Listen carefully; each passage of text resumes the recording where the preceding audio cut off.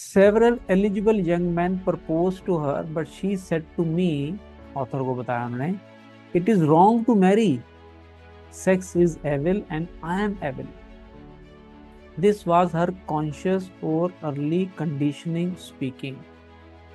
जो माँ ने कंडीशनिंग कर दी माइंड की, वही उसके मुंह से शब्द निकल रहे हैं। आप खुद को पूरी तरह से तब तक माफ नहीं कर सकते until you have forgiven others first.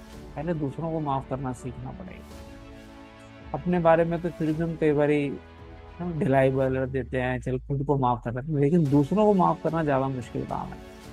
जरूरी कि जिसको आपने माफ किया आप उसको पसंद भी करो, ना पसंद करो कोई बात नहीं, लेकिन माफ तो करो अपने बेनिफिट के लिए। You are not being magnanimous when you forgive.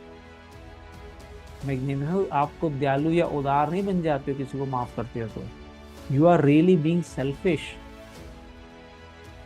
because what you wish for the other you are actually wishing for yourself.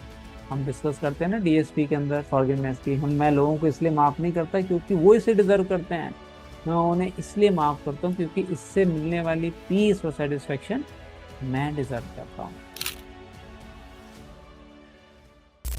Good morning everyone, welcome to very very informative session of read books with me. As everyone knows that we are reading a very powerful book by the name of The Power of Your Subconscious Mind by Dr. Joseph Murphy।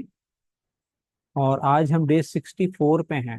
इससे पहले 63 days हम recording सारी, almost सारी recording आपको YouTube पे मिल जाएंगी हमारे channel पे। और हम लोग पढ़ रहे हैं how to use your subconscious mind for forgiveness, chapter number 17। और इमीडिएटली हम स्टार्ट करते हैं without wasting much time. I am sure आप सब ये फॉलो कर रहे होंगे, बुक रिकॉर्डिंग्स बार बार सुनते रहें ताकि आपको ये ऑडियो बुक की तरह काम करती है ये। तो डे 64 हम स्टार्ट करते हैं।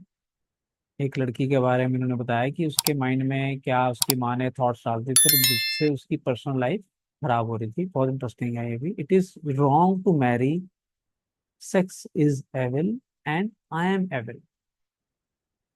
Sometimes ago I talked to a young lady aged 22.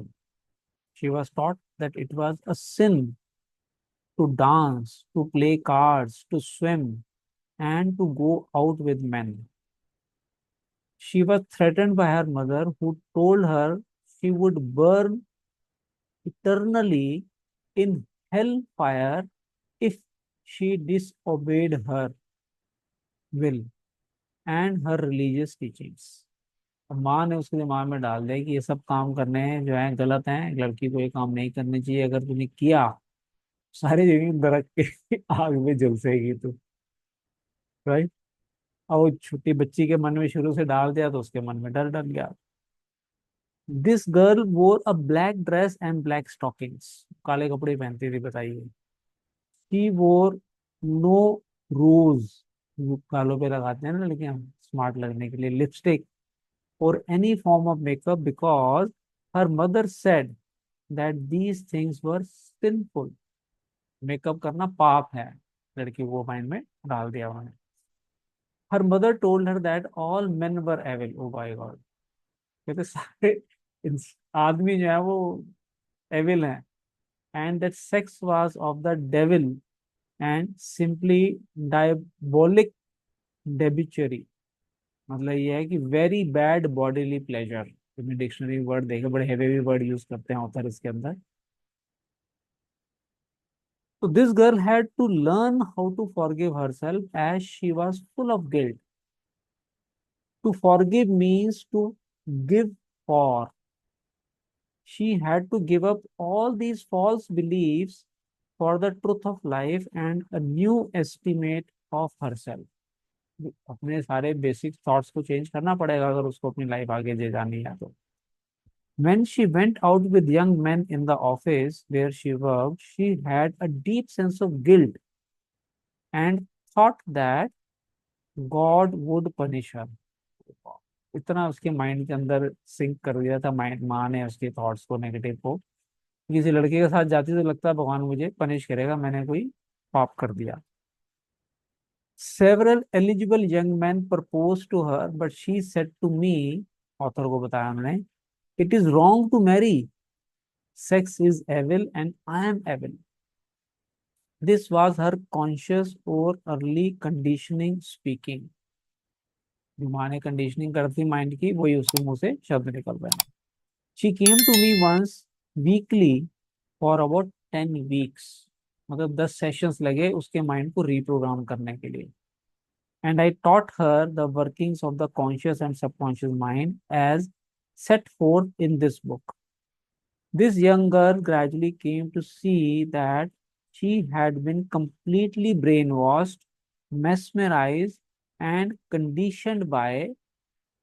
किसने किया था उसको कंडीशन? उसकी माँ ने. उसके लिए क्या शब्द यूज किया ऑथर ने, देखिए.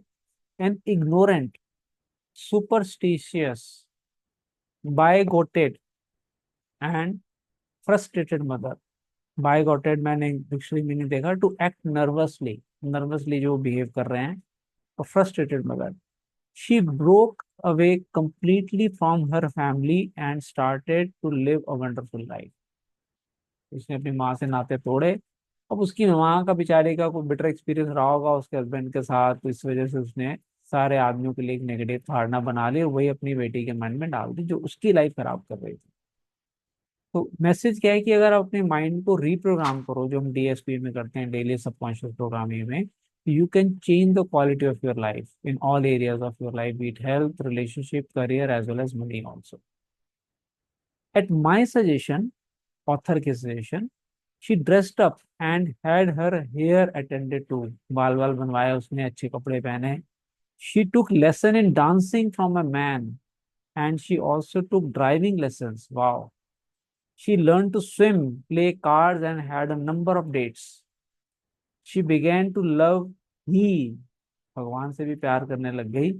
She prayed for a divine companion, for claiming that infinite spirit would attract to her a man who harmonized with her thoroughly. Pray किया, भगवान ऐसा आदमी दे जो मेरी सोच, मेरे विचारों से मेल खाता हो. इवेंचुअली दिस केम टू पास. होता ही है, जो भी आप बार बार मैनिफेस्ट, कहते हैं ना, दिल से कोई चीज चाहोगे तो कायनात का जरा जरा आपको सुनाने की कोशिश में जुड़ जाता है. वही लॉ ऑफ अट्रैक्शन है जो हम डिटेल में डिस्कस करते हैं एडवांस लॉज ऑफ यूनिवर्स में भी. As she left my office one evening, there was a man waiting to see me, and I casually introduced them. Author के पास ही एक और आदमी आया था, इसने दोनों को मिलवा दिया. They are now married and harmonize with each other perfectly. देखिए. Next paragraph. Forgiveness is necessary for healing. Unforgiveness is like drinking poison and expecting others to die. ये लाइन हम बार बार डिस्कस करते हैं. तो अगर आपने अपने जख्मों को हील करना है, अपने इमोशंस को हील करना है, तो forgiveness is a very good medicine. Forgiveness of others is essential to mental peace and radiant health. You must forgive everyone who has ever hurt you if you want perfect health and happiness. कभी भी किसी ने कोई भी आपको hurt किया और माफ करो यार. Forgive yourself by getting your thoughts in harmony with divine law and order. अपने आप को भी माफ करना है. हम सब गलतियां करते रहते हैं, क्या हुआ. ये लाइन बहुत इंटरेस्ट अच्छी है. You can not really forgive. बड़ा इसमें बड़ा अच्छा है, इसमें इन्होंने लिटमस टेस्ट दिया है कि क्या आपने जेन्युइनली अच्छी तरीके से किसी इंसान को फॉरगिव किया नहीं किया. अभी हम आगे पढ़ते हैं. ये पर लाइन देखिए. You can not really forgive your self completely. आप खुद को पूरी तरह से तब तक माफ नहीं कर सकते until you have forgiven others first. पहले दूसरों को माफ करना सीखना पड़ेगा. अपने बारे में तो फिर भी हम कई बार ढिलाई बदल देते हैं, चल खुद को माफ कर रहे हैं, लेकिन दूसरों को माफ करना ज्यादा मुश्किल काम है. To refuse to forgive your self is nothing more और लेस देन स्पिरिचुअल प्राइड और इग्नोरेंस. खुद को माफ ना करना कोई मतलब कोई बहुत बड़ा प्राइड का काम नहीं है, ये इग्नोरेंस है basically. In the psychosomatic field of medicine today, psychosomatic you understand, सोच से पैदा हुई की हुई बीमारियां जो हमारी होती हैं. It is being constantly stressed that resentment, लोगों के लिए नाराजगी, condemnation, लोगों को दोषी ठहराना, of others, remorse, पश्चाताप, and hostility, hostility, very strong feeling against somebody. ये सारी फीलिंग्स हैं, इमोशंस हैं जो हमारे अंदर हैं, are behind a host of maladies ranging from arthritis to cardiac disease. बताइए, मतलब किसी के लिए नाराज भी हो आप, किसी को किसी बात के लिए आपने दोषी ठहरा दिया, नो, किसी को आप, मतलब कहते हैं ना, बड़े स्ट्रॉन्ग फीलिंग है उसके लिए, ये सब आपके नेगेटिव इमोशंस आपके हेल्थ को इम्पैक्ट कर रहे हैं. They point out that these sick people who were hurt, mistreated, deceived, or injured were full of resentment and hatred for those who hurt them. ठीक है, आपको किसी ने दुख पहुंचाया, कोई गलती की जिससे आपका मन दुखी हुआ, लेकिन उसने तो एक बार आपको दुखी किया और वो भूल गया, लेकिन आप उस चीज को बार बार सारी जिंदगी में सोच उसी बीमार होते जा रहे हो. मेरी यूट्यूब पे बहुत अच्छी वीडियो है, 3 तरह के दिल, आप देखें, उससे आपको पता लगेगा कि कैसे 3 तरह के दिल होते हैं हमारे, और आप कैसे अपने दिल को चेंज कर सकते हैं. This caused inflammation and festering wounds in their subconscious mind. मतलब फेस्टरिंग का मतलब है इन्फेक्टेड, जैसे पस भर जाते हैं ना जख्म के अंदर, वैसे जख्म हो जाते हैं हमारे इमोशनल, अगर हम फॉरगिव नहीं करते हैं तो. There is only one remedy, एक ही इलाज है, क्या? They have to cut out and discard their hurts, and the one and only sure way is by forgiveness. माफ करेंगे आप तो आपके जख्म जल्दी हील हो जाएंगे. डीएसपी करते हैं हम फॉरगिवनेस के ऊपर, बहुत अच्छी. Next paragraph, forgiveness is love in action. The essential ingredient in the art of forgiveness is the willingness to forgive.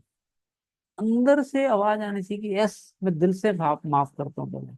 If you sincerely desire to forgive the other, you are 51% over the hurdle. बताओ, आपने भी किया नहीं, लेकिन अंदर से सोच लिया, 51% तो आप हर्डल को पार कर गए.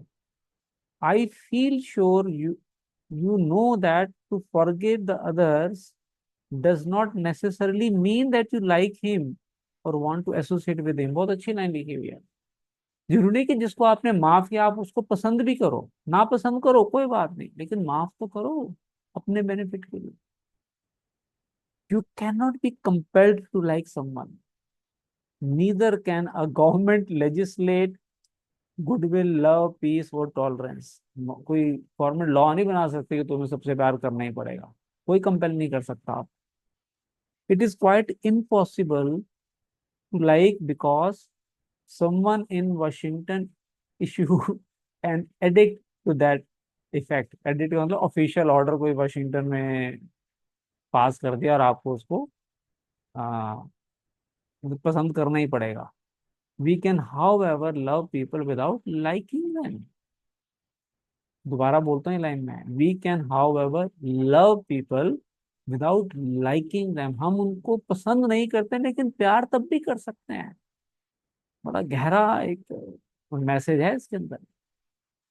The Bible says love ye one another. Bible कहते हैं एक दूसरे को प्यार करो.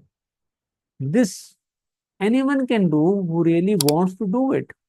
लव मीन्स दैट, क्या है लव का मतलब? यू विश फॉर द अदर. लव की डेफिनेशन बहुत अच्छी है, पहले भी हम कई बार ये पढ़ चुके हैं.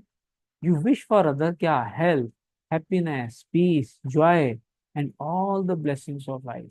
उसको ब्लेसिंग्स तो उसके बारे में पॉजिटिव सोचो, वही लव है. There is only one prerequisite and that is sincerity. Sincere होना चाहिए, वो दिल से होना चाहिए, दिखावटी नहीं. बहुत अच्छी लाइन आ रही है, ध्यान से सुनिए. You are not being magnanimous when you forgive. Magnanimous, आपको दयालु या उदार नहीं बन जाते हो किसी को माफ करते हो तो. You are really being selfish because what you wish for the other you are actually wishing for your self. हम डिस्कस करते हैं ना डीएसपी के अंदर फॉरगिवनेस की, मैं लोगों को इसलिए माफ नहीं करता क्योंकि वो इसे डिजर्व करते हैं, मैं उन्हें इसलिए माफ करता हूँ क्योंकि इससे मिलने वाली पीस और सेटिस्फेक्शन मैं डिजर्व करता हूँ। So the reason is that you are thinking it and you are feeling it. As you think and feel, so are you. आपने माफ करके अपने मन में सोचा, फील किया कि यस मैंने उसको माफ कर दिया, मुझे शांति मिल रही है, वो आपको इम्पैक्ट करेगा positively. Could anything be simpler than that? इससे आसान कोई काम हो सकता है बताओ? तो if you learn to forgive people sincerely, you will see amazing improvement in your health and overall well-being also. अब नेक्स्ट सेशन में हम डिस्कस करेंगे techniques of forgiveness, different different techniques इन्होंने हमें बताई हैं। सो डे 65 के अंदर हम ये कवर करेंगे, डे 64 टिक हो गया। So thank you everyone for joining, and I believe you are listening to these recordings and applying in your life, because सुनना, समझना और अप्लाई करना तीन स्टेजेस हैं। सुन तो लेते हैं बहुत सारी चीजें, समझते नहीं है। ये प्रोसेस बुक रीडिंग हमने इसलिए की, खाली हम बुक पढ़े नहीं, बिकॉज में तो बहुत सारे लोग आते हैं बुक पढ़ी है लेकिन एक या दो लाइनें मुश्किल से याद है। बट अगर जब हम इतनी डिटेल में डिस्कशन करके उसको इंग्रेव कर लेते हैं अपने माइंड में, तो उसके रिटेंशन बहुत ज्यादा रहते हैं। हम समझते हैं तभी हम अप्लाई करेंगे, और अप्लाई करेंगे तो उसके रिजल्ट एंजॉय कर पाएंगे। So looking forward to see you on next session, in next session on Monday. उस दिन हम टेक्निक्स ऑफ फॉरगिवनेस डिस्कस करेंगे। Thank you everyone for joining.